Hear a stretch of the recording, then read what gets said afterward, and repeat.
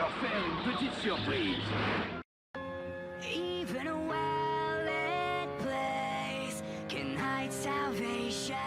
I'm met to one and maze that never sees the sun. Where the lost are the heroes and the thieves are led to drown. Everyone knows by now fairy tales are not found. They're written. Hey hey, salut les otakus, c'est Chiemi et aujourd'hui on se retrouve pour le troisième épisode de mes coups de cœur. Et pour cet épisode, j'ai choisi le film Tokyo Godfather qui conte l'histoire de trois sans-abri. Gin, un alcoolique ruiné, Anna, un travesti qui aime les belles histoires avec un happy end, et Miyuki, une adolescente fugueuse.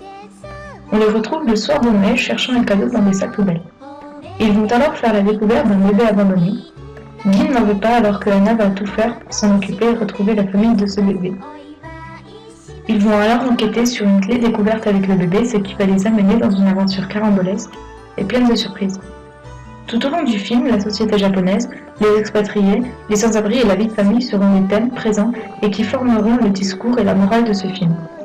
Ce film date de 2003, c'est à cette époque que le Japon commence à faire des études sur le nombre de sans-abri et qu'ils en recenseront 25 296.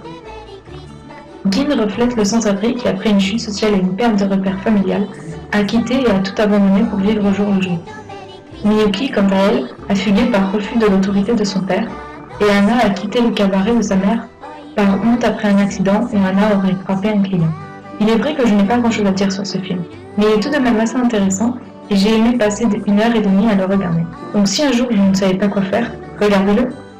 Sur ce, je vous dis à la prochaine les otakus. Et surtout, n'oubliez pas, un petit pouce, et surtout, n'oubliez pas, un petit pouce vert, et un commentaire, ça fait toujours plaisir. Bye bye, les otakus.